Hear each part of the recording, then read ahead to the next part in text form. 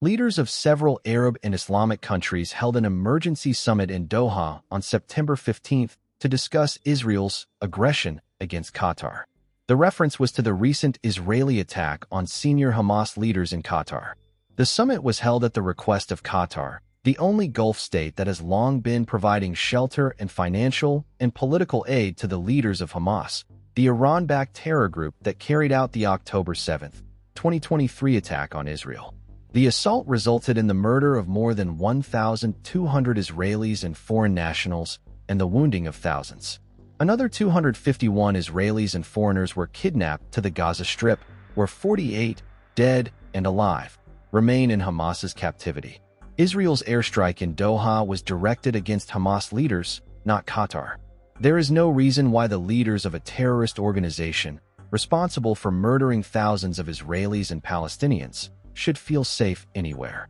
By choosing to harbor the Hamas leaders, Qatar should have known that the day would come when Israel would settle the score with those involved, directly and indirectly, in the October 7th massacre.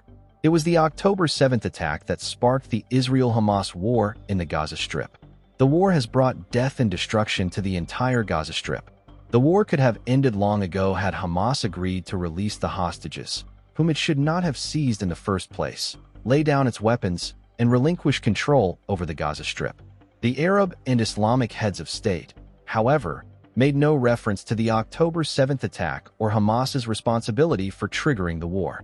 They also did not see fit to call out Qatar for hosting Hamas's leaders for many years or for supporting the Muslim Brotherhood organization, whose calls for jihad, holy war, the emirate has been broadcasting for years through its Al Jazeera television empire.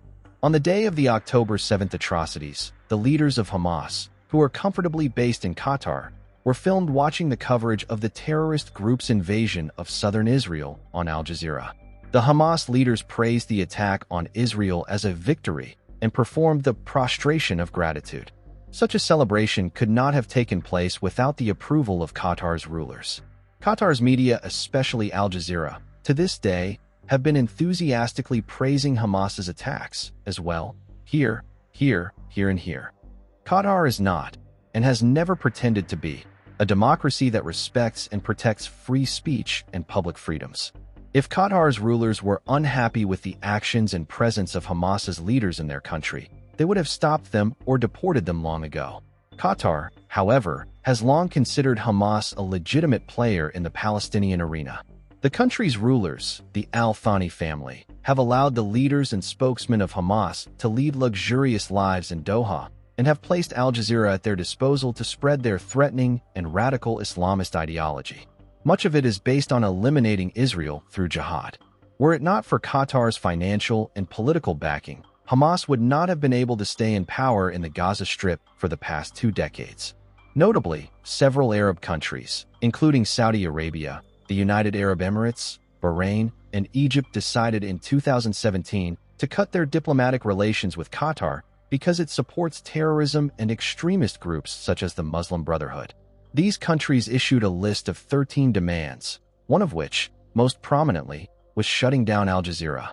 The crisis ended in 2021 when Qatar and the Arab countries reached an agreement mediated by the US and Kuwait. Despite the agreement, Qatar has continued its policy of supporting Hamas and promoting the Muslim Brotherhood, as well as having single-handedly promoted the failed Arab Spring to topple Egypt's government. Qatar is reportedly working to create a second Arab Spring to topple Egypt's government once again. For many Arabs in the Middle East, Al Jazeera is the unofficial mouthpiece of Hamas. Since the beginning of the Israel-Hamas war, the network has banned any criticism of Hamas. In December 2024, even the Palestinian Authority, after accusing Al Jazeera of broadcasting misleading reports and stoking divisions among the Palestinians, decided to ban Al Jazeera in the West Bank. Unsurprisingly, the final communique issued by the Arab Islamic Summit in Qatar condemned Israel for its flagrant violations of international law and international legitimacy and expressed full solidarity with Qatar. The summit also called for imposing sanctions on Israel by suspending the supply, transfer, or transit of weapons, ammunition, and military material. By failing to denounce Hamas and call on it to lay down its weapons and cede control of the Gaza Strip, The Arab and Islamic leaders actually sent a message to the terror group that it is right to continue its jihad against Israel. More importantly, their failure to hold Hamas responsible for launching the war exempts the terror group from its responsibility for the death and destruction in the Gaza Strip after October 7th. It would have been more helpful had the Arab and Islamic leaders once again issued an appeal to Qatar to stop supporting Hamas and the Muslim Brotherhood. It would have been beneficial to both Palestinians and Israelis if these leaders had called on Hamas to release all the hostages and end its rule over the Gaza Strip. A demand such as that would have spared the lives of many Palestinians. These Arab and Islamic leaders, many of whom despise Hamas, could have at least urged Qatar finally to expel the heads of the terror group. The Arab and Islamic Leaders Summit did exactly nothing to help end the war in the Gaza Strip. Condemning Israel while ignoring Hamas's atrocities is of no help in bringing the war to an end. Because of Qatar's failure to pressure the Hamas leaders to release the hostages, the Palestinians in the Gaza Strip will continue to suffer.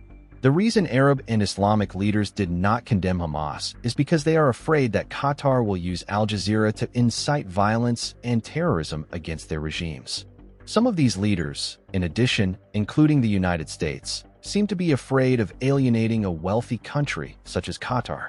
The Arab and Islamic leaders have again shown their true colors, hypocrites and cowards.